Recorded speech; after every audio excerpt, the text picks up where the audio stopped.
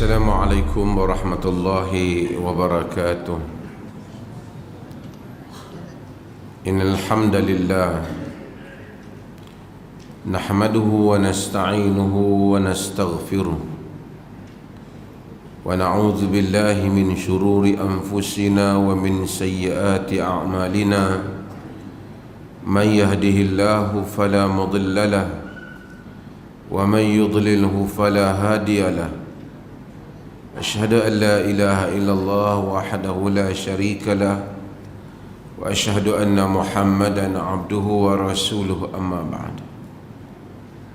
Hadirin dan hadirat yang dirahmati Allah, kita sambung semula kitab Taharah, bab tayammum dari kitab Bulughul Maram. Hadis yang berikutnya, wa an Abi Sa'id al-Khudri radhiyallahu an qala kharaja rajulani fi safarin فحضرت الصلاة وليس معهما ماء فتيمما صعيدا طيبا فصليا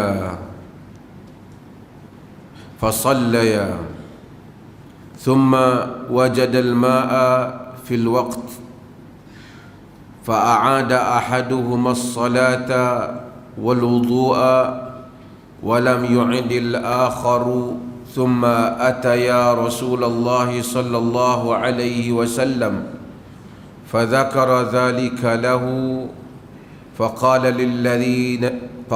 للذي لم يعد أصبت السنة وأجزأتك صلاتك وقال للآخر لك الأجر مرتين.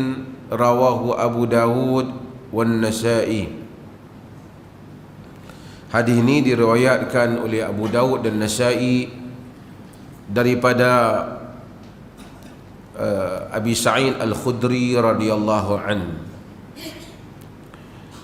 Dan dalam sebahagian dalam nas itu mungkin dia sebut sebagai mursal, kerana Atha bin Yasar dalam sebahagian riwayat dia meriwayatkan terus daripada Nabi sallallahu alaihi wasallam, sedangkan dia bukan sahabat, dia tabi'i. Apabila tabi'i meriwayatkan satu riwayat dia skip sahabat, maka disebut sebagai mursal, kerana dia sepatutnya dia menyebut nama sahabat, kerana sahabat adalah merupakan penyambung antara dia dengan Nabi sallallahu alaihi wasallam. Kerana dia tabi'i, dia tak jumpa Nabi. Macam mana dia nak meriwayatkan sesuatu yang mana terus daripada Nabi sallallahu alaihi wasallam. Para ulama berbincang panjang tentang masalah mursal. Golongan awal kebanyakannya menerima mursal ini, sehinggalah Al-Imam Syafi'i rahimahullahu ta'ala apabila beliau menulis dan menghuraikan masalah mursal, beliau meletakkan syarat-syarat yang lebih ketat untuk menerima riwayat yang mursal. Mursal maksudnya khususnya apabila tabi'i kata adal marasilus sahabah, mursal sahabat telah kita ceritakan, ini cerita tabi'i. Bila tabi'i itu dia tak sebut nama sahabi, dia terus bagi tahu Nabi SAW bersabda. Kebanyakan, boleh dikatakan ramai di kalangan para ulama pada generasi yang awal, mereka menerima mursal ni kerana mereka menganggap walaupun dia tak sebut nama sahabat, sebenarnya adalah sahabat di situ. Kerana mereka anak murid sahabat, mereka terus sebut qala Rasulullah. Kemudian di kalangan para ulama memperketatkan syarat-syarat mursal. Maka mursal itu ada perbincangan. Yang mereka sepakat ialah mursal para sahabat. Kalau sahabat dia tu tak berjumpa dengan Nabi dalam hadis berkenaan, tapi dia sebut qala Rasulullah, diterima kerana tentulah sahabat itu mengambil daripada sahabat yang lain. Tetapi bagi nisbah tabi'i, mengapa mereka ulama mengetatkan? Kerana ulama bimbang, ulama hadis bimbang, jika sekiranya dia bukan ambil daripada sahabat, dia ambil daripada tabi'i yang lain. Tabi'i yang lain itu yang kata daripada Rasulullah. Jadi ini akan timbulkan lagi permasalahan dalam riwayat. Siapa dia dengar betul daripada Rasulullah sehingga dia tak menyebut sahabat, atau bimbang itu adalah qaul sahabat, ataupun bimbang itu adalah ada masalah-masalah yang lain menyebabkan mereka sebahagiannya berhati-hati dengan riwayat mursal ini, melainkan dengan syarat-syaratnya. Tapi tak apa, dalam hadis ni walaupun sebahagian riwayat seolah-olah mursal, tetapi sebahagian riwayat-riwayat telah menyambungkannya melalui Abu Sa'id Al-Khudri radhiyallahu anhu.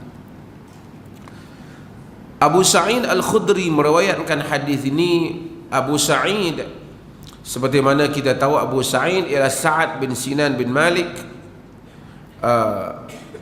Sa'ad bin Malik bin Sinan yang merupakan Al-Khudri, yang merupakan sahabat Nabi yang muda.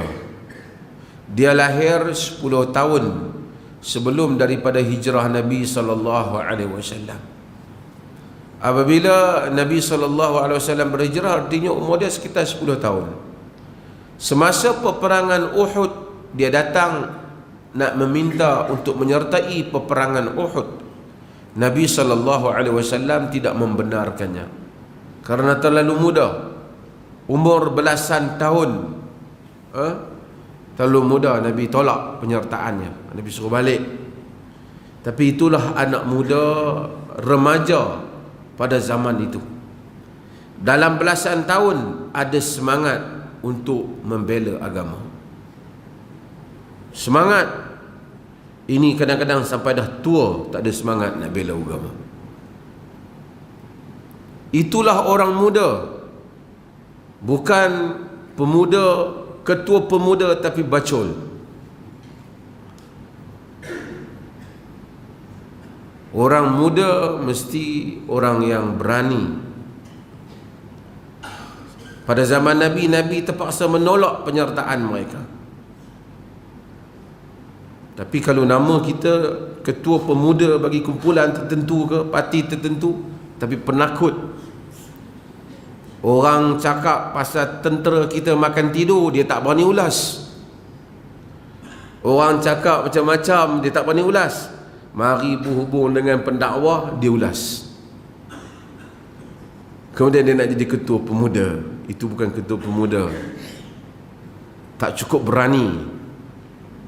Sekurang-kurangnya ada keseimbangan, ada nilai, dan ada harga diri. Abi Sa'id Al-Khudri radhiyallahu an, dalam peperangan Khandaq, dia menyertai peperangan Khandaq. Karena masa tu dia sudah umur dah sedikit bertambah. Dia meriwayatkan, katanya, kharaja rajulani fi safarin. Telah keluar 2 orang lelaki di dalam satu permusafiran, safar. Fa hadaratis salatu, maka kemudian masuknya waktu salat. Solat apa dia tak bagi tahu. Tapi tak pentinglah solat apa, kerana kalau kita tahu zuhur ke asar ke, tidak menjejaskan makna hadis yang ingin dibahaskan. Makna hadis yang ingin dibahaskan. Fa hadaratis salatu, telah hadir waktu salat. Walaysa ma'ahuma ma'un, tidak ada bersama dengan mereka air. Ini kita kena khayal perjalanan zaman dahulu. Mereka bawa air kadang-kadang dalam bekas mereka bawa.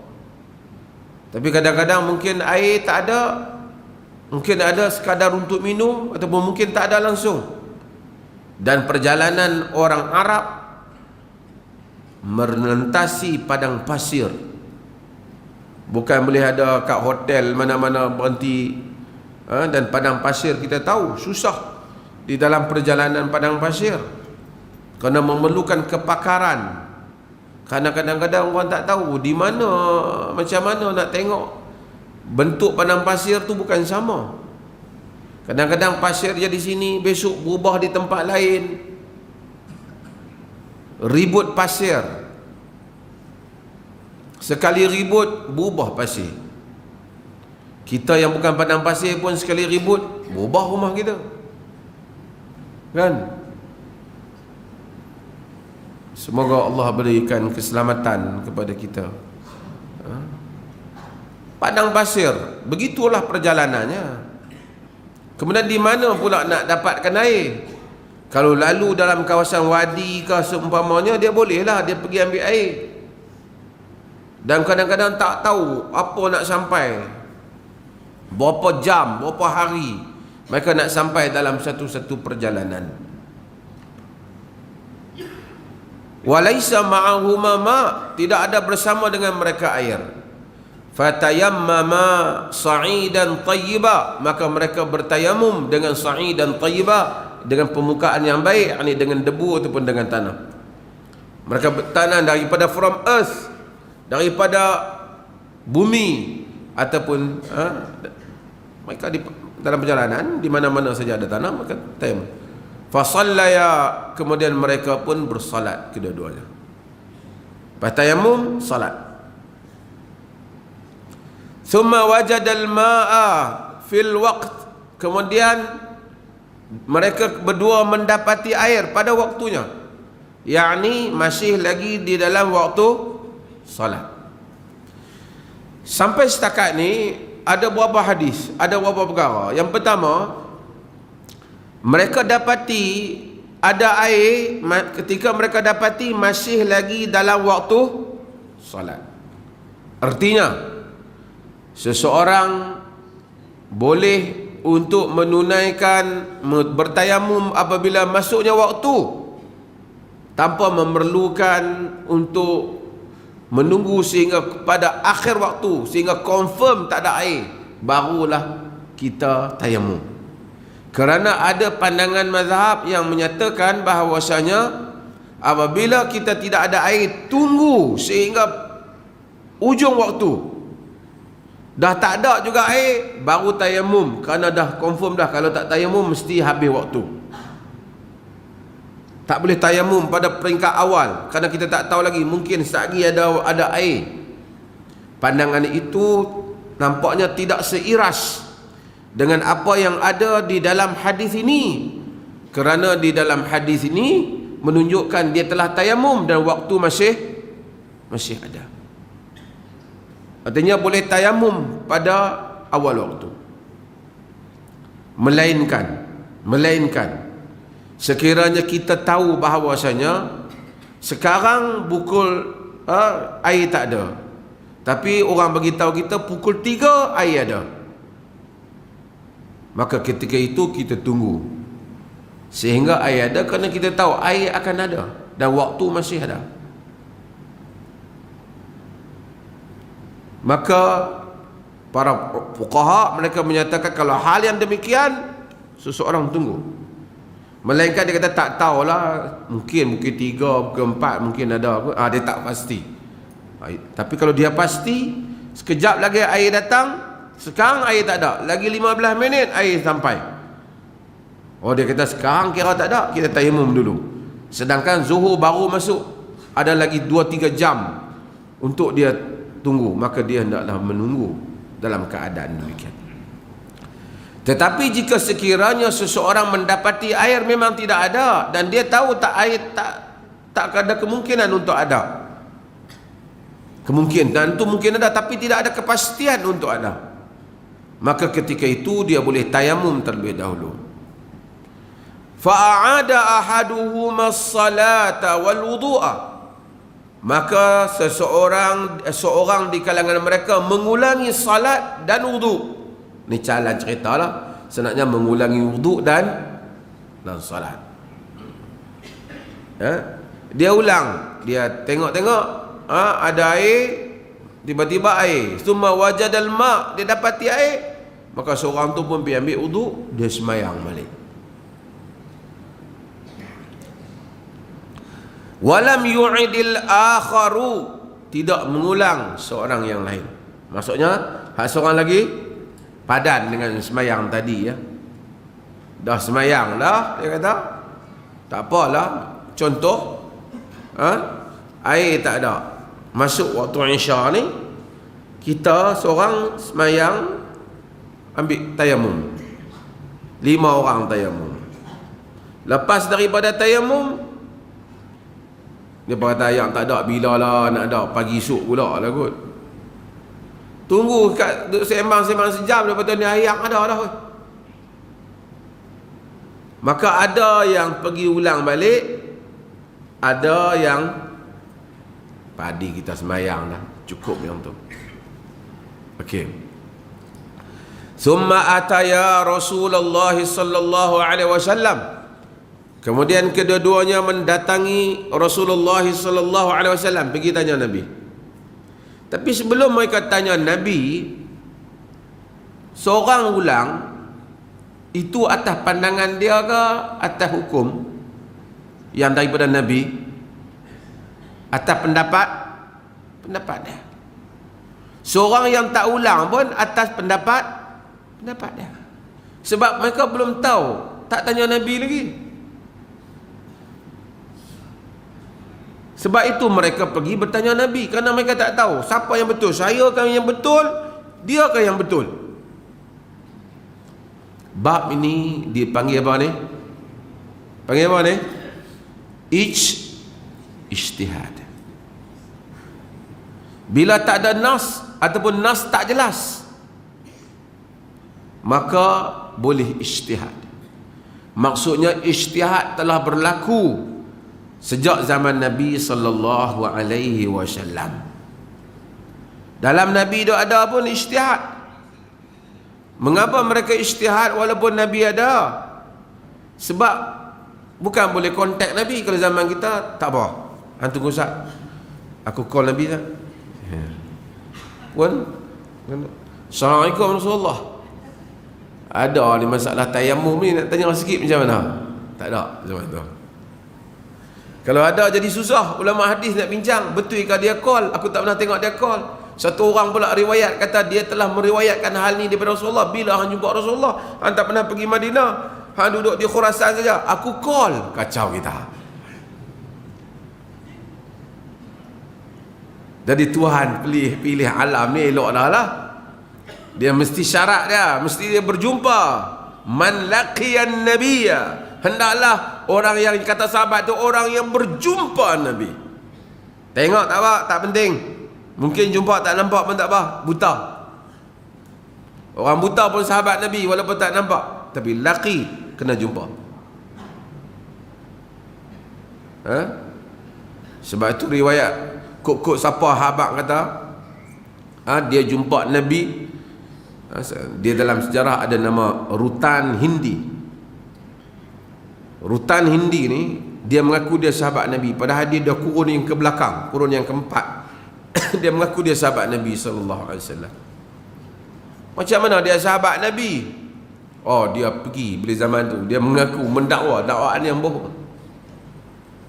Dia buat riwayat siapa yang salam dengan Nabi, salam dengan siapa yang salam Nabi. Dia kata dia tengok man safahani wa safaham an safahani wa safaha man safahani ila akhir dakal jannah.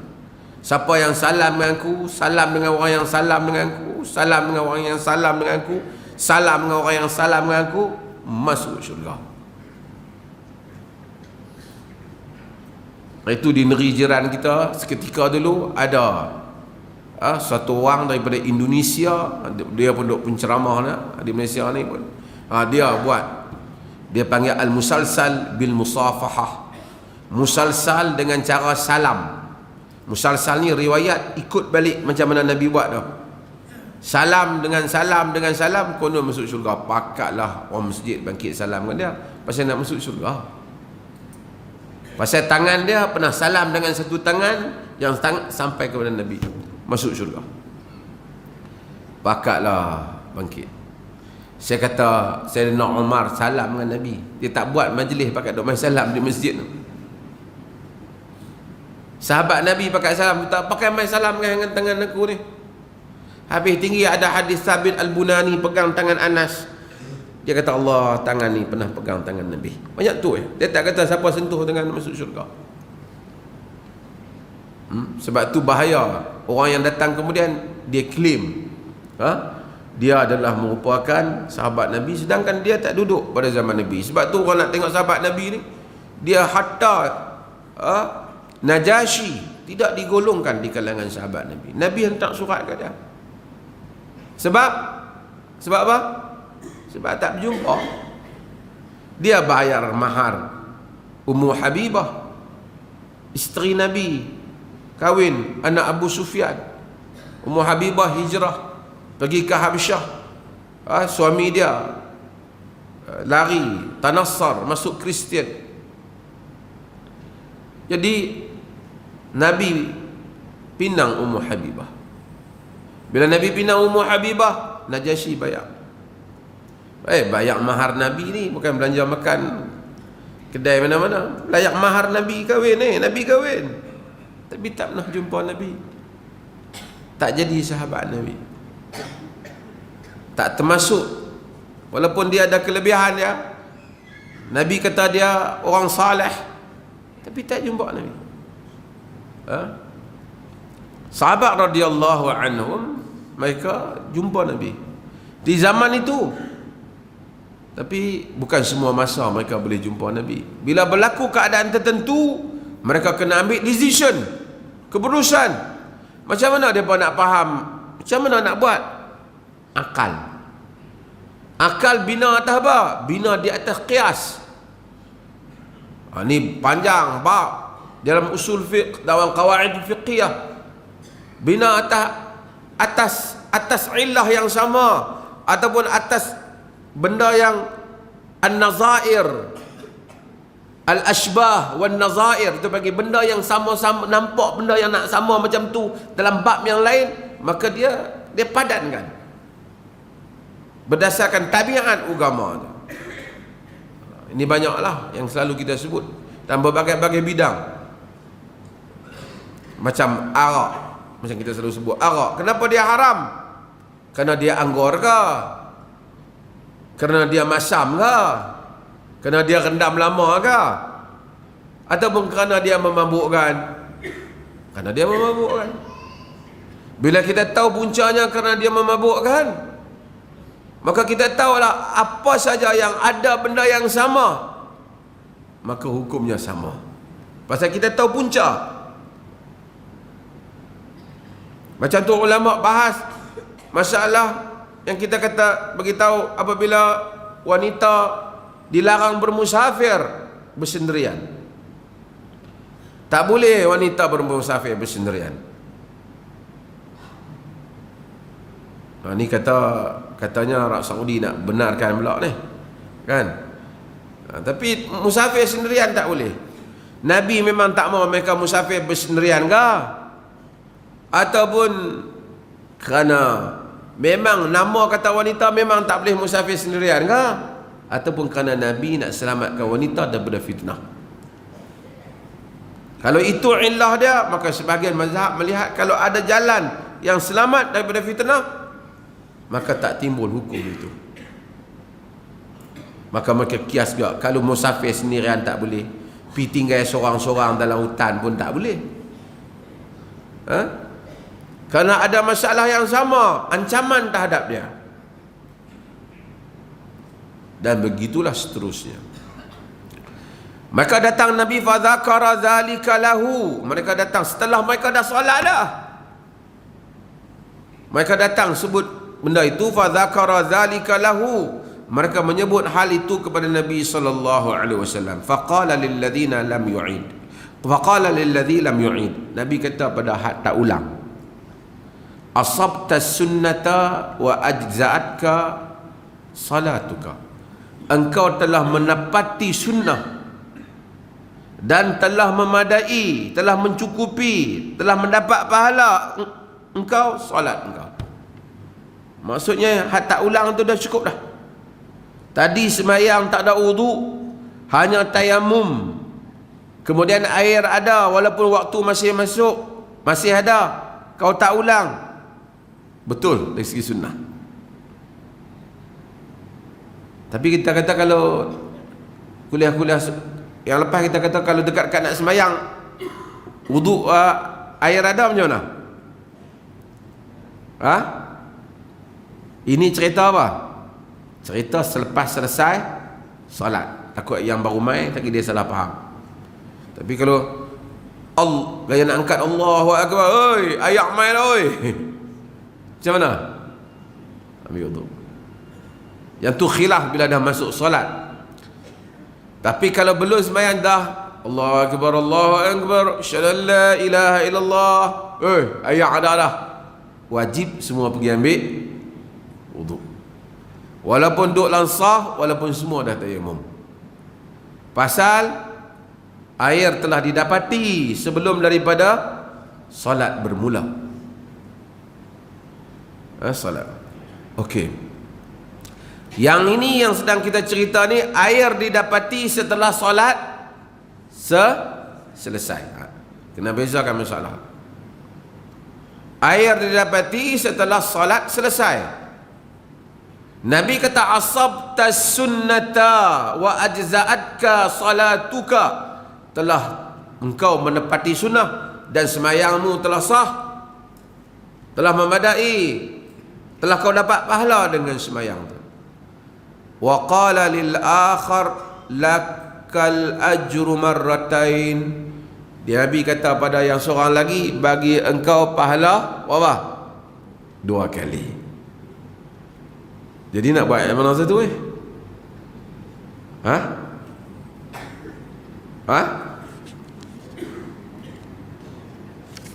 Nak buat yang mana satu? Para ulama berbincang dalam masalah ini. Yang pertama, yang sahih, yang tanpa, yang jelasnya ialah kalau seseorang itu telah salat dengan tayamum dan tamat salatnya, kemudian didapati ada air, dia memang tidak perlu mengulangi. Walaupun ada kaul yang kata mengulang pun semua, hadis ini menyokong pendapat yang kata tak boleh ulang, tak payah ulang. Ada pendapat yang kata ulang, lagi waktu ada kena ulang. Tapi hadis ni menyokong kata tak ulang. Tetapi adakah disunatkan untuk mengulang? Yang ni ada beberapa pendapat. Pendapat yang di kalangan para fuqaha menyatakan jika dia ulang dapat 2 pahala. Sebahagiannya menukilkan pandangan ini daripada Al-Auza'i dan seumpamanya, dapat macam pahala, macam hadis ni kata. Di kalangan para ulama ada yang menyatakan bahawasanya dia tak dapat 2 pahala. Hadis ni yang Nabi kata dapat 2 pahala, bukan pahala dia semayang tu, tapi pahala kerana dia berijtihad. Maksudnya dia berusaha untuk mengamalkan amalan yang dia rasa lebih tepat di sisi sunnah. Walaupun yang tepat di sisi sunnah yang tadi Nabi kata asabta as-sunnata, engkau menepati sunnah, dia tu yang tepat. Tapi yang kedua ni dia tetap dapat pahala di atas semayang dia, bukan kerana semayang tu sendiri, tetapi kerana semasa dia semayang dia sangka itulah yang betul di sisi sunnah. Tapi apabila Nabi dah terang dah bahawasanya yang betul sunnahnya tak payah ulang, maka orang selepas ini tak perlu ulang, yang dapat 2 kawan ni saja. Ini pendapat, faham tak maksud saya? Dia kata yang dapat 2 kawan ni saja. Pasal kawan ni masa tu dia tak tahu. Sekarang ni Nabi dah bagi tahu yang asabta sunnata, hak tak ulang tu. Pendapat ini disebut oleh Ibn Taymiyah, disebut oleh Ibn Utsaimin, disebut, mereka menyokong pendapat ni. Mereka kata bahawasanya, tapi saya bagi tahu ada juga pendapat yang menyatakan ulang dapat 2 pahala pada zahir hadis ini. Satu lagi kumpulan kata dah, dia ijtihad. Dalam erti kata lain, para ulama yang berijtihad, dia ijtihad pada zaman dia dengan satu ijtihad. Ijtihad ni hanya boleh dilakukan pada tempat yang tidak ada nas. Dia la ijtihad fi mauridin nas. Tidak ada ijtihad dalam tempat perkara yang disebut oleh nas. Riba haram, tak boleh nak ijtihad halal tak haram dia. Tapi teknikal itu mungkin. Semayang subuh wajib, tak boleh nak ijtihad. Makruh ke wajib, tak boleh nak ijtihad lah. Tetapi perkara yang detail di dalam semayang tu, yang nasnya mungkin boleh ditafsirkan. Qunut kena buat sentiasa ke ataupun tak. Khilaf ulama dalam masalah itu. Umpamanya bismillah jahar ataupun sir, khilaf ulama dalam masalah itu.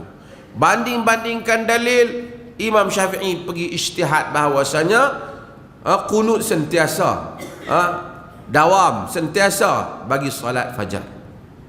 Fuqaha lihat dia tak, bukan. Pertama, yang Nabi qunut itu berkaitan dengan kes tertentu saja, bukan khusus untuk sembahyang subuh. Dan mereka tidak menerima kekuatan riwayat itu. Ada orang pilih pendapat Syafi'i, ada orang pilih pendapat majoriti mazhab, iaitu senyapkan, perlahankan bismillah. Mari Imam Malik pergi jauh daripada itu, bismillah tak ada langsung. Bukan kata Fatihah tak ada, Fatihah ada, bismillah tak ada. Di dalam solat tak dibaca bismillah. Maksudnya tak dibaca bismillah, bukan bismillah tu ada lah. Dalam Fatihah di dalam solat tidak dibaca bismillah.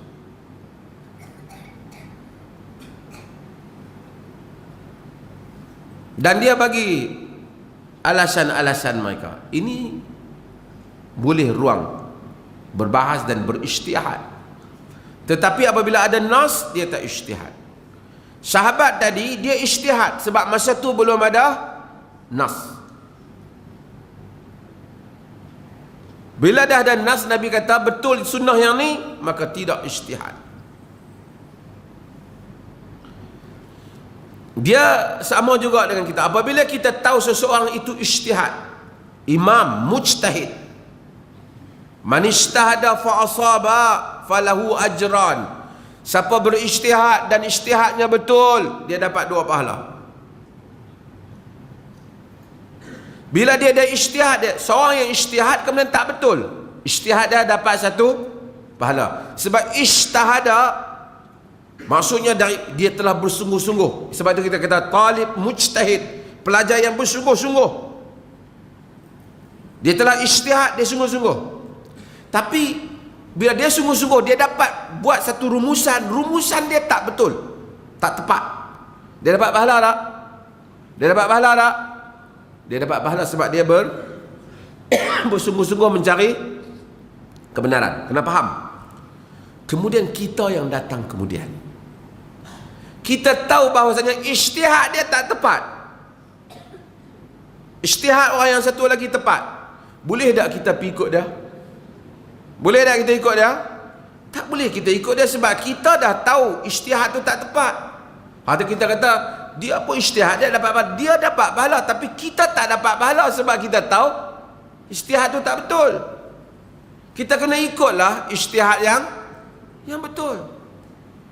Hal ini kadang-kala tak dipahami oleh mereka yang cuba bercakap dalam masalah mazhab. Mereka kata imam mazhab kalau pun ijtihad salah tetap dapat pahala, yang dapat pahala ialah dia. Adapun kita, kalau kita tahu ternyata pendapat itu, kalau kita yakin ataupun pada zon yang ghalib kita pendapat itu tidak tepat, kita tak boleh ikut. Yang dapat pahala dia. Kalau kita ikut, kita mengikut sesuatu yang kita sendiri rasa tidak tepat. Tapi ikut jugalah tak tepat pun, kami geng tu tak boleh. Geng saya semua nak macam tu, dia tak boleh lah.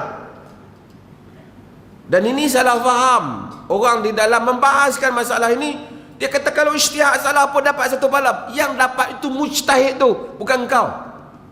Kerana engkau, setelah engkau mengetahui kalau dalilnya dhaif, maka kalau engkau ikut juga, kau ta'assub mazhab. Hal yang sama hatta disebut oleh orang-orang yang berpegang dengan mazhab Seperti Al-Buti juga menyebut hal yang sama. Kalau dia tahu benda tu tak betul, oleh kerana itu mazhab dia ikut juga, maka kita pandangan yang salah. Dia tak boleh kata salah pun satu pahala. Yang satu pahala tu mujtahid tu, bukan kau. Dan ini berlaku kekeliruan di kalangan sebagian. Balik pada hadis ni ada apa benda?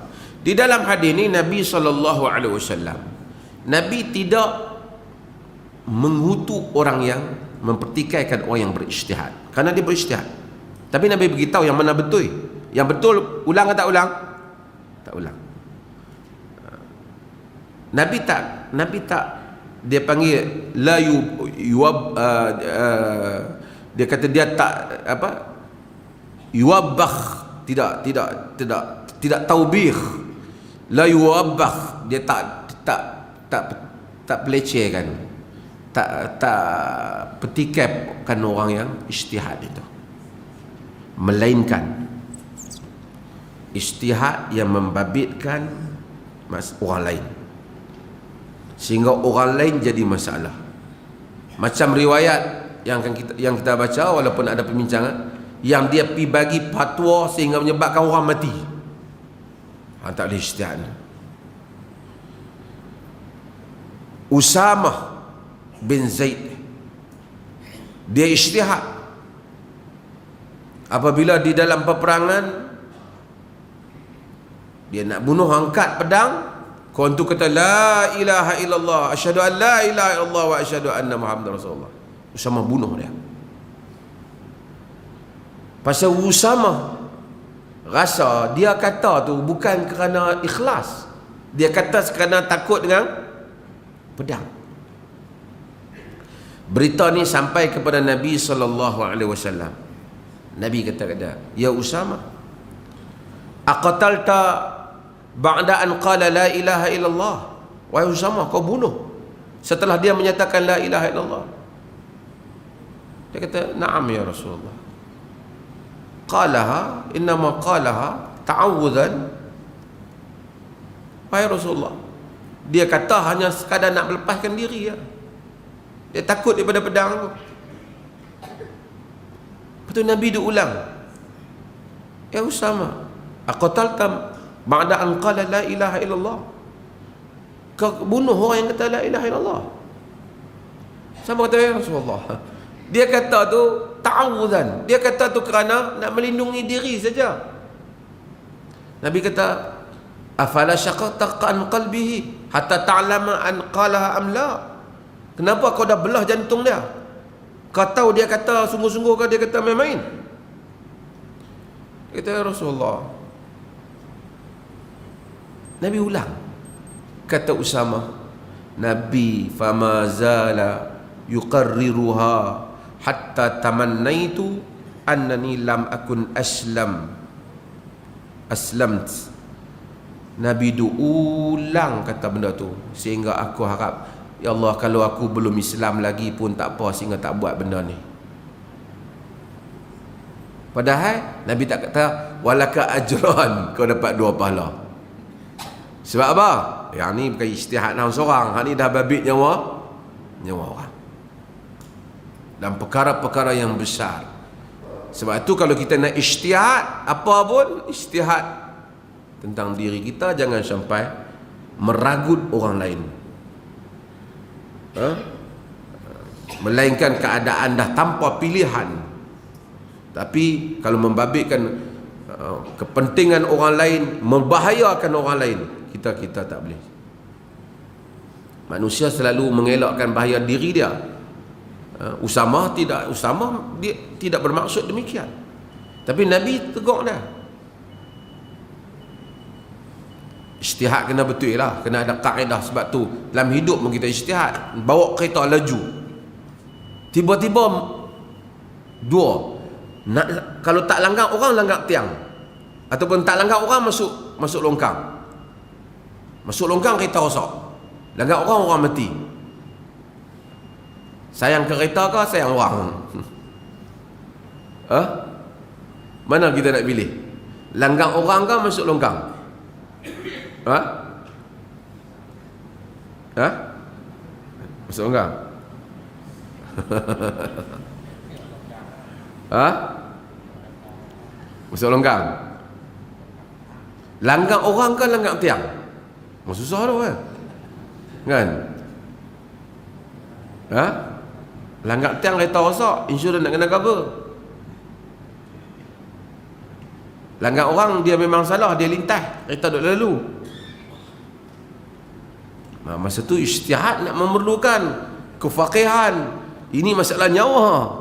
Nyawa mahal di sisi Tuhan. Ha? Jadi hadis ni Nabi SAW puji ijtihad dia, tapi ada hadis Nabi marah jika membabitkan nyawa orang lain. Azan. Bismillahirrahmanirrahim. Dan ini adalah hadis. Dalam hadis ini juga ada beberapa perkara, antaranya kita tidak membantah perkara-perkara ijtihad yang mana pada sisi orang yang berijtihad itu bahawasanya dia melihat masalah itu sedemikian rupa. Jika dia melainkan perkara yang zahir, kita boleh untuk menyatakan pandangan. Imam Syaukani menyebut bahawasanya boleh dibantah dalam perkara-perkara ijtihadiyah jika sekiranya dalil yang diamalkan itu terlalu dhaif atau masalah. Umpamanya ada orang ijtihad, umpamanya rokok makruh, kita boleh memberi pandangan balas kepada dia, berhujah, nyatakan rokok itu adalah haram dengan dalil-dalilnya. Begitu juga, namun apabila membabitkan soal perkara yang khilaf yang mu'tabar, misalnya macam tadi, seorang yang mana dia kuatkan bismillah ataupun perlahankan bismillah, kedua-duanya dalil yang mu'tabar. Jika dia amalkan untuk dia, bukan di bawah pentadbiran pemerintahan, tapi untuk dia, maka kita tidak membantah apa yang diamalkan untuk dirinya, kerana khilaf itu mu'tabar. Sama juga dengan jika wanita itu umpamanya dia menganggap bahawasanya purdah wajib dipakai, dia anggap, maka dia pakai pada ijtihadnya. Dan orang yang menyatakan tak wajib pakai, dia boleh memberikan pandangannya, dan dia tak boleh memaksa pakaian itu kepada orang lain, yang mana orang lain tidak berpendapat seperti demikian. Namun begitu, hujah masih tetap boleh diberikan oleh kedua-dua pihak apabila mereka berhujah dalam masalah itu. Demikianlah masalah-masalah yang seterusnya. Sebab itu kita dalam fatwa kita sebut, kita bezakan perkara yang menjadi amalan umum, yang menjadi syiar, yang menjadi pentadbiran, dan amalan peribadi. Bila nak puasa Arafah umpamanya, majoriti para ulama kebanyakannya menyatakan puasa berdasarkan kepada waktu di tempat masing-masing. Yakni waktu di tempat masing-masing. 9 Zulhijjah di tempat masing-masing. Dalam hadis Abu Quraib bin Abi Muslim dan hadis Ummu Fadl, dia yang menyuruh dia pergi ke Syam. Quraib bin Abi Muslim, hadis Quraib bin Abi Muslim pergi, riwayat kisah Quraib bin Abi Muslim yang pergi ke Syam, dan kemudian dia dapati Muawiyah berpuasa lebih awal, dan orang Madinah berpuasa, bermula puasa hari Jumaat, orang Madinah berpuasa pada hari Sabtu, seperti mana riwayat dialog antara beliau dengan Ibn Abbas. Ini majoriti para ulama demikian pendapatnya. Kalau ada orang dia nak puasa berdasarkan kepada waktu di Saudi, dia puasa tak apa, diri dia puasa. Tapi kalau nak raya syiar, dia ni raya, kau ni tak raya. Jom kita, aku hari ni tak raya, hampa raya tak boleh. Raya pemerintah isytiharkan, dia syiar. Kalau tidak dalam satu kampung, 200 orang kaya, 1 orang tak kaya. Dia menjadi urusan ulil amr. Ini juga adalah dibezakan dalam hal-hal yang seperti ini. Allah.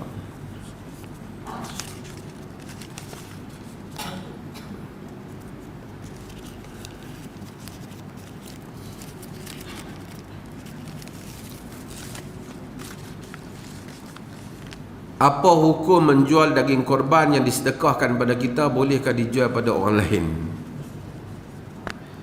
Yang tak boleh jual daging korban siapa dia? Orang yang buat korban tu. Orang yang buat korban tu dia tak boleh jual korban. Lepas tu orang buat korban tu dia bagilah pada orang miskin. Dapatlah orang miskin tu 10 kati daging korban. Orang miskin tu pula masak nasi, pi jual nasi guna daging korban tu, sebungkus RM3 umpamanya. Boleh ataupun tak? Boleh, kerana daging korban, hukum daging korban tu, masa yang tak boleh jual tu orang yang mudhahi, orang yang buat korban itu. Sebab tu Barirah, dia hamba Aisyah radhiyallahu anha, dia dapat hadiah daging, dia dapat sedekah, orang sedekah daging pada dia. Kemudian dia bagi pada Nabi SAW, dan Aisyah bagi tahu Barirah dapat sedekah. Benar. Nabi tak akan sedekah, tapi dia bagi. Nabi kata walaha sadaqah walanal hadiah. Bagi dia tu sedekah, bagi kita adalah hadiah. Dan ini ditatbikkan dalam banyak masalah. Orang umpamanya dia dapat duit yang tak halal, dia dapat, dia ambil duit tu, dia beli nasi apa semua, tiba-tiba dia belanja kita tak tahu apa, ataupun dia main bagi kat kita. Dia kata ni, dia tengok kita susah sikit, dia main-main, dia bagi duit kat kita. Aku bagi duit sedekah. Sedekah dia tidaklah sadaqatan min ghulul, tidak ada sedekah daripada pengkhianatan. Yang khianat dia, tapi dia bagi kat kita. Orang miskin, kita tak tanya lah, cik sedekah saya ni duit halal ke? Tak payah tanya, kita ambil. Yang salah duit main kepada dia, bukan duit yang pergi kepada pihak yang ketiga. Kalau tidak, kita tak boleh nak buat apa dalam dunia ni. Macam saya kata, kita buka kedai, orang main bayar duit kat kita, beli barang. Kita pun kena tanya dia, cik nak bayar ni nasi yang saya jual ni, duit halal duit haram? Oh kacau, tak boleh menega. Tak boleh menega. So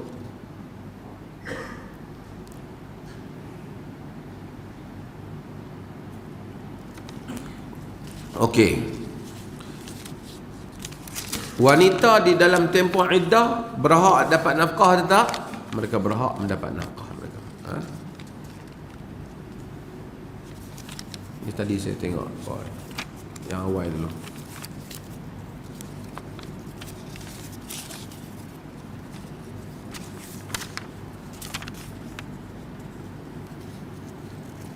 Apa ada nama orang mahu zakir naik di usia di Malaysia.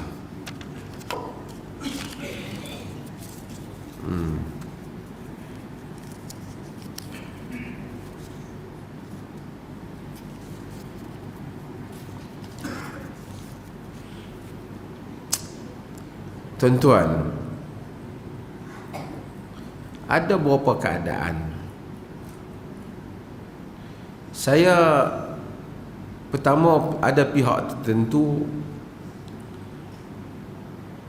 di Malaysia ni, banyak perkataan-perkataan yang telah buruk yang telah dikeluarkan oleh orang-orang yang bukan, dari segi sejarah mereka bukan berasal daripada sini. Dari segi sejarah, saya kata saya rakyat Malaysia, IC biru kan, so memang lahir di sini dan orang Malaysia kan. Ada menteri yang kata orang Melayu pendatang, ada tak? Ada. Dia pun bukan orang sini asal, kalau dari sejarah asalnya. Tapi ada kita suruh dia pergi keluar.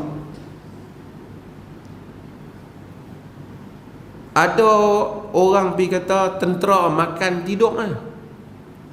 Itu begitu tidak patriotik. Elok tentera dia pergi buat kerja apa? Kerja ladang. Yang saya lebih kagum lagi, menteri berkaitan tentera tak kata apa.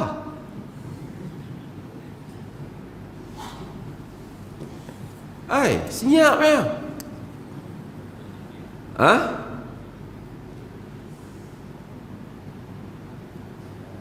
Ada orang yang macam-macam mempertikaikan hak itu, bahkan menghina agama Islam yang merupakan agama majoriti penduduk negara ini. Tak ada juga Melayu-Melayu termasuk menteri yang baru muda-muda baru jadi menteri ni sentuh apa pun tak. Ada Dr. Zakir Naik pergi sebut benda tu. Saya secara peribadi, saya untuk bagi adil, saya peribadi saya bagi tahu dia secara personal, tak usah cakap lah benda-benda berhubung dengan isu politik tempatan Malaysia ni. Pasal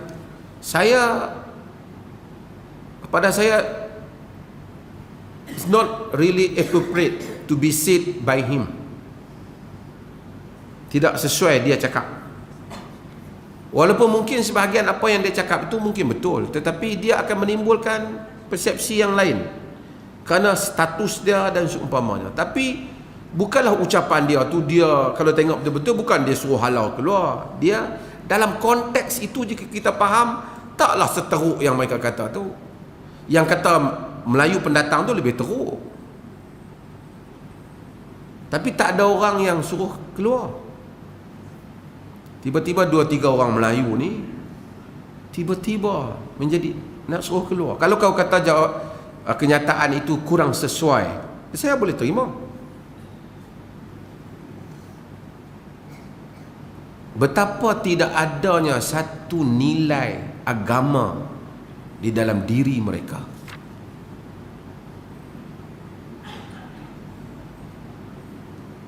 Agama mengajar kita buat baik kepada semua orang, kepada non-Muslim. Tapi Quran sebut supaya kita buat baik kepada non-Muslim. Dan kuliah saya sejak daripada dulu, saya banyak cerita membela hak-hak non-Muslim ni. Allah bagi tahu, la yanhakumullah 'anil ladzina lam yuqatilukum fid din wa lam yukhrijukum min diyarikum an tabarruhum wa tuqsitu ilaihim innallaha yuhibbul muqsitin. Allah tak larang kamu berbuat baik kepada orang-orang yang tidak memerangi kamu disebabkan agama kamu, tidak mengeluarkan kamu daripada kampung halaman kamu. Antabarruhum, untuk kamu buat baik pada mereka, bagi duit, bagi apa, bagi. Hatta dalam fatwa kita sebut di Perlis ni, daging korban boleh bagi. Negeri lain tak cakap boleh bagi, kita cakap boleh bagi.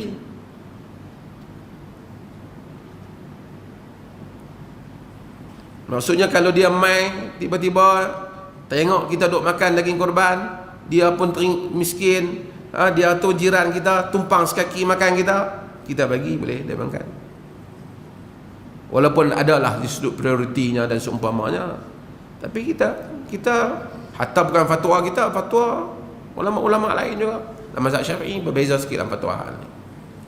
Antabarruhum wa tuqsitu ilaihim, kamu adil, kamu bagi dia, kamu adil. Innallaha yuhibbul muqsitin, Allah suka pada orang yang adil. Tapi Allah sambung ayat tu, innama yanhaakumullah 'anil ladzina qataluukum fid din wa akhrajuukum min diyarikum wa dhaharu 'ala ikhrajikum an tawallawhum wa man yatawallahum fa ulaika humudz zalimun. Hanya yang Allah larang, Allah kata innama yanhaakumullah, yang Allah larang daripada kamu berbuat baik, kamu kawan baik, ialah orang-orang yang memerangi kamu disebabkan agama kamu. Wa akhrajukum min diyarikum, dan mengeluarkan kamu daripada kampung halaman kamu. Wa dhaharu ala ikhrajikum, dan berusaha nak mengeluarkan kamu daripada kampung halaman kamu. Tuhan beritahu ulama lah.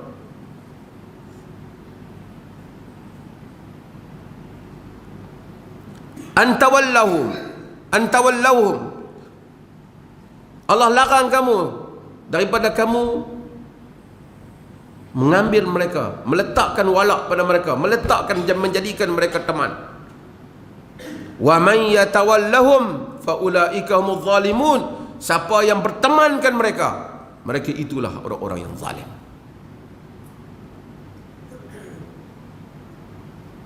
Zalim. Orang nak mengeluarkan orang Islam daripada kampung halaman, daripada tempat tinggal. Agama ini melindungi. Wa in ahadun minal musyrikin istajarak fa'ajiru hatta yasma'a kalam Allah. Thumma ablighu ma'manah.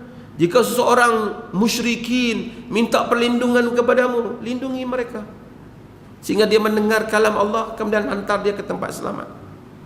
Hatta musyrikin dilindungi.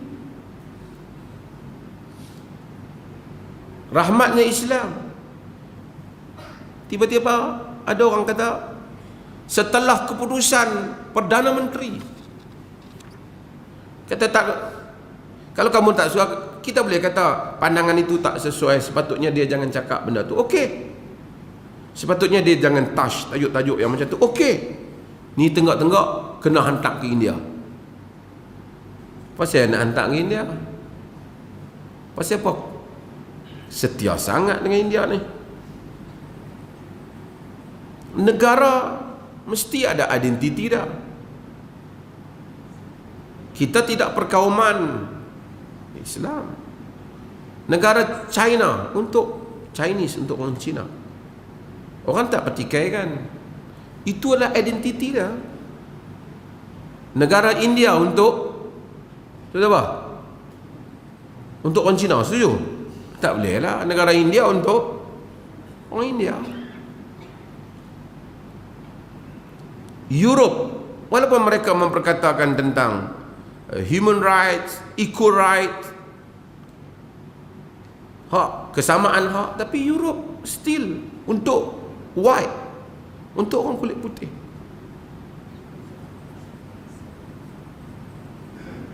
Negara Malaysia, tanah Melayu, untuk siapa? Untuk siapa? Mesti ada penduduk dia. Cina untuk tanah besar Cina, untuk orang Cina. Tanah apa? Benua India untuk orang India. Tanah Melayu bukan untuk Melayu. Tak boleh. Untuk semua. Keadilan untuk semua, betul. Tapi mesti ada kaum yang dominan. Betul tak? Mesti ada kaum yang dominan. Dan orang tak petikai. Nabi kata al-a'immatu min Quraisy. Pemimpin itu di kalangan Quraisy, kerana Quraisy itu dominan. Kalau semua orang bercakap, dia ni nak bercakap, jadi macam tu, ini nak bercakap isu Jawi umpamanya. Orang kata ini adalah isu soal warisan negara. Oh, dia bercakap mewakili kaum dia, ini cakap mewakili kaum dia. Mana boleh merintah negara, semua orang nak buat kaum dia. Kita berjiran dengan Thailand. Tengok Thailand jadi apa? Apa bahasa hatta orang Islam, orang Melayu di sekolah Thai? Bahasa Melayu ke bahasa Thai? Sehingga orang Melayu di Thailand pun tak boleh bercakap Melayu, bercakap Thailand. Dan apa nak kata, itulah negara Thailand.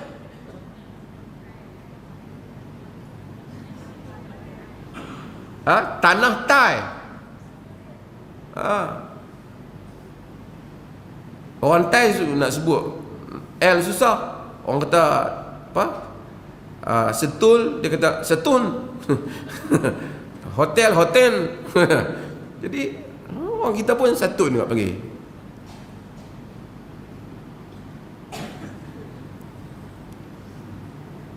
Jadi tiba-tiba orang buat heran. Kenapa orang Melayu nak mewariskan sejarah Melayu, nak diperkenalkan tulisan Melayu? Mestilah ada bangsa yang dominan di tanah air berkenaan. Tak boleh. Oh, ni satu dua orang ni yang Melayu baru ke, yang Melayu Tak tahu Melayu apa. Saya bukan perkauman, tapi rasionalnya. Irrasionalnya. Tapi kalau orang kata, oh kerana Melayu dominan kita mesti tindas kaum lain, oh kita lawan. Kita menentang penindasan. Kita mesti bertindak kejam pada orang lain, jangan hormati hak mereka. Kita tentang hal ini. Tetapi mempersoalkan kenapa mesti bahasa Melayu. Pergi ke Singapura, macam mana sistem dia? Pergi ke China, macam mana sih? Sehingga dia kurung orang-orang yang dia anggap tidak mengikuti sistem mereka. Tapi di sini tak boleh. Kita semua kena, masing-masing kena buka sekolah masing-masing. Kemudian bila orang kata tentang mengkritik tentang hal ini, oh orang lain, you kena keluar. Kalau nak kena keluar, ramai nak kena keluar.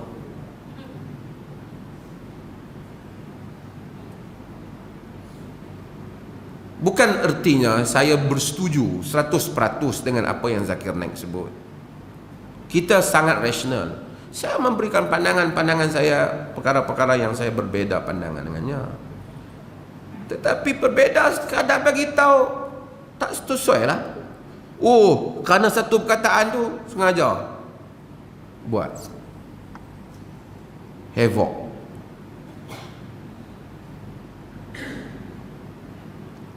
Ini pun pelambangan pada akidah orang Islam juga. Orang yang anti agama, dia bukan anti, dia anti apa saja yang bersifat Islam, dia tak setuju. Yang tu Saya bukan kata semua tindakan orang Islam betul, tak. Banyak juga yang tak betul. Tapi fobia dengan perkataan yang dianggap Islam, Jawi dianggap jadi Islam.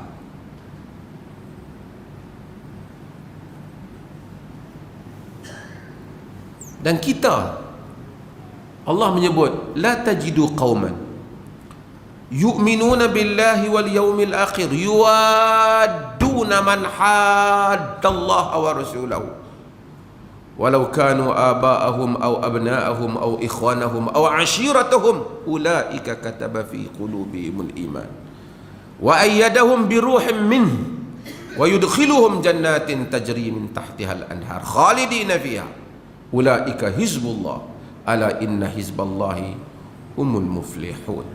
La tajidu qauman yu'minuna billahi wal yawmil akhir yuwaduna man haddallaha wa rasulahu. Kamu tidak akan dapati orang-orang yang beriman dengan Allah dan hari kemudian memberikan kasih sayang kepada orang yang menentang Allah dan Rasulnya.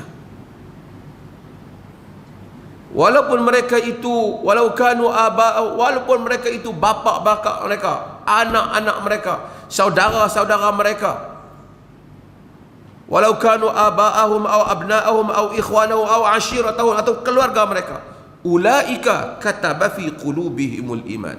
Mereka itulah orang yang telah Allah tulis di dalam jantung hati mereka iman. Wa ayyadahum bi ruhim min, Allah telah menguatkan mereka dengan ruh daripadanya. Wa yudkhiluhum jannatin tajri min tahtihal anhar. Mereka masuk di dalam syurga yang mengalir di bawahnya sungai-sungai. Khalidina fiha, mereka kekal di dalamnya. Ulaika hizbullah, mereka itu adalah golongan Allah. Ala inna hizballahi humul muflihun. Ketahuilah sesungguhnya golongan Allah lah yang akan menang. Allah kata, maksudnya bukan permusuhan, tetapi at least kita tak boleh setuju orang-orang yang anti dengan agama. Tapi saya lihat sebahagian yang baru dapat jawatan dan seumpamanya, sehingga tak kata apa ketika orang menyerang angkatan tentera. Senyap, khusyuk aja. Tak boleh. Rahmatan lil alamin. Kalimatul haq urida bihal batil, urida bihal batil. Kalimah yang benar dengan maksud yang batil.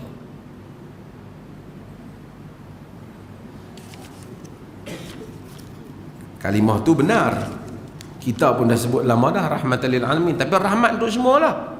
Kalau nak kritik Zakir Naik, okey, boleh kritik. Kritik juga yang lain-lain tu juga. Tapi bila mari orang lain hang tak kritik, Tan Zakir Naik yang hang kritik, tak adil lah.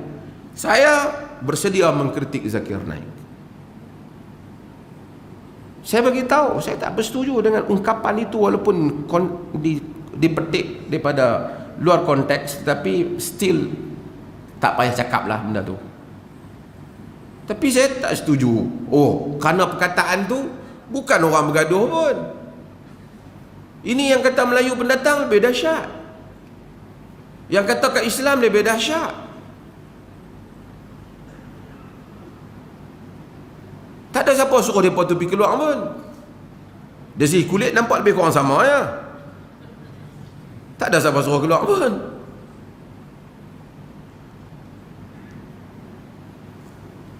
Sebab tu bahaya apabila mereka tak apalah katakan, tapi sebagai orang Islam tu sendiri kan, Nabi sebut tentang masalah akhir zaman, du'atun ila abwabi jahannam, penyeru-penyeru di pintu neraka jahannam. Nabi cerita tentang keadaan akhir zaman kan. Faman ajabahum qazafu fi, siapa yang sambut seruan mereka, dicampakkan mereka ke dalam neraka jahannam. Sahabat tanya, Huzaifah tanya, sifun lana ya Rasulullah, sifatkan mereka pada kami wahai Rasulullah. Dalam sebagian hadis Nabi kata, wahum min jildatina wa yatakallamuna bi alsinatina, mereka itu sekulit dengan kita dan cakap dengan bahasa yang sama. Maksudnya zahirnya nampak Muslim, bahasanya pun macam orang Islam, Masya Allah, Alhamdulillah, Assalamualaikum, tetapi kesetiaannya tidak pada agama.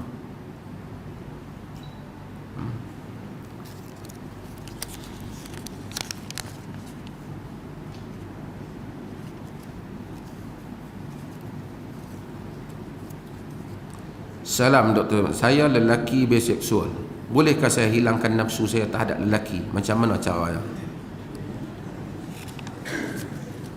Ini satu ujian Tuhan juga kepada sebahagian orang, yang mungkin sebahagian kita rasa ringkas, senang, tapi tidak mudah juga untuk sebahagian orang. Dia hendaklah berdoa pada Tuhan banyak-banyak, dan dia hendaklah kahwin.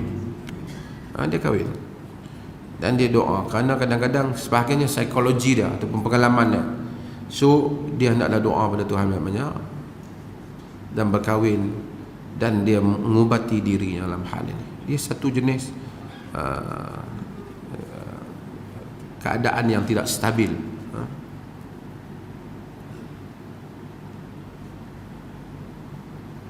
Saya suka inginkan bi'ah salihah, adakah perlu saya terlibat dengan politik untuk menjadi Muslim saleh? Jadi pening lagi dah.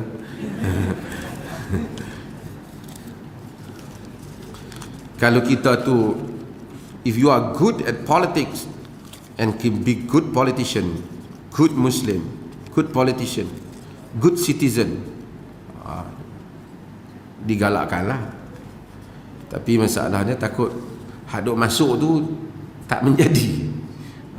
Bukan kata tak perlu juga orang politik, bukan tak perlu.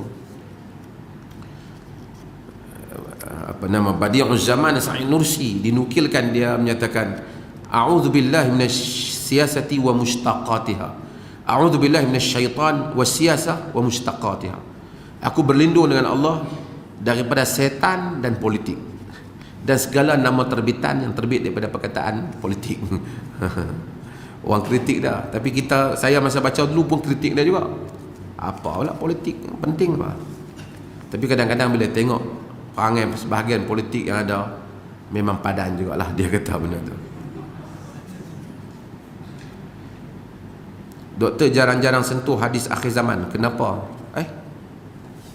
Ada juga dia tak main tajuk lagi, tang ni tajuk fiqh. Ada.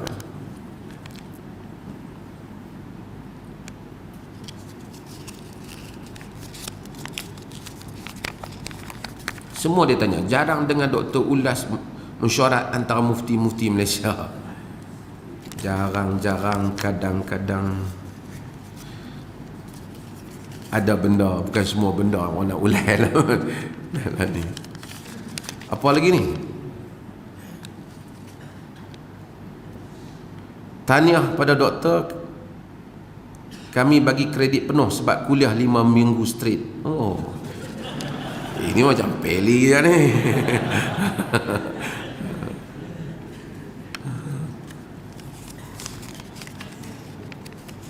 Kalau saya nak menikah dengan marka bernikah, kita boleh minta tengok muka dia ataupun tak? Boleh untuk tengok muka dia. Kalau dia tak mau bagi, tak sah menikah, pergi cari muka yang orang yang tunjuk. Dalam mazhab jumhur, bahawasanya seseorang yang nak kahwin, dia boleh melihat muka dan tapak tangan orang berkenaan, dan orang tu boleh tunjuk pada dia. Di dalam sebahagian mazhab seperti Ibn Hazmin dan Ahli Zahir, mereka menyatakan boleh tengok apa saja yang nak minta, kecuali tempat-tempat yang berat ya. Jadi dia tapi tak pakai hak jumhur tu lah. Wajibkah saya tuntut nafkah iddah saya terhadap bekas suami saya selepas lafaz cerai? Setelah dia menceraikan, tengok dia ceraikan apa. Jika dia ceraikan dengan talak raj'i, kita tak pergi mana, kita duduk di rumah tu lah. Dia tak boleh, aku ceraikan kau talak yang pertama, kemudian dia suruh kau tu pergi keluar dari rumah. Dia tak, kekal di rumah itu. Jadi makan, pakai semua dia sediakan seperti biasa. Tempat tinggal juga seperti biasa. Suami wajib menyediakan hal itu.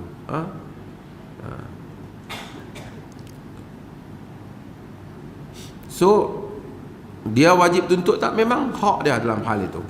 Tapi kalau dia nak maafkan, tak apalah, saya pun memang nak belah lah, kan? Kalau awak tak bagi pun saya okey, dia maafkan tak? Dia tak wajib tuntut, tapi dia berhak untuk menuntut. Suami dia wajib menyediakan.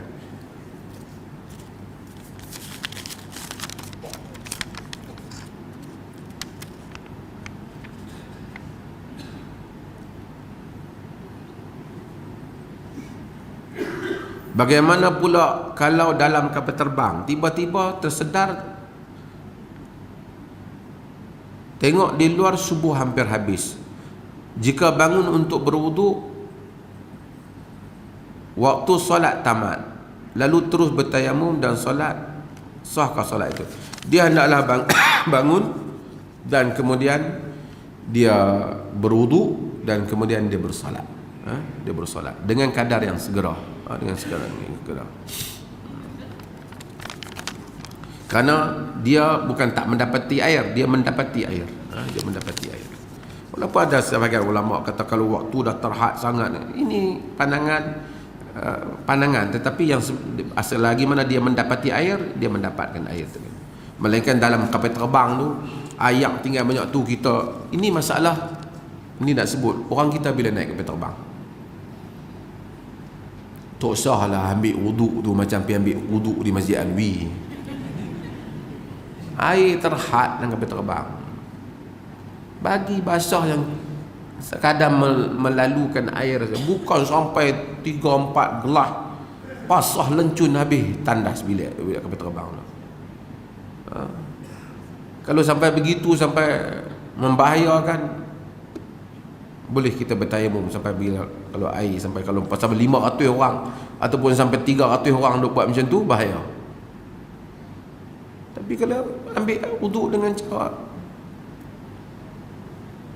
mudah kan, banyak rukhsah. Kita belajar sapu khuf, belajar boleh sapu khuf ataupun boleh sapu jawrab, walaupun ada khilaf dalam hal itu. Sebelum naik kapal terbang, pakai siap-siap dah stokin kita yang tebal itu, pakai siap-siap dalam keadaan kita berwuduk. Tu sapu, basuh muka kita, basuh tangan kita, dan sapu kaki kita. Wallahu ta'ala a'lam. Wassallallahu ala nabiyyina Muhammad walhamdulillahi rabbil alamin.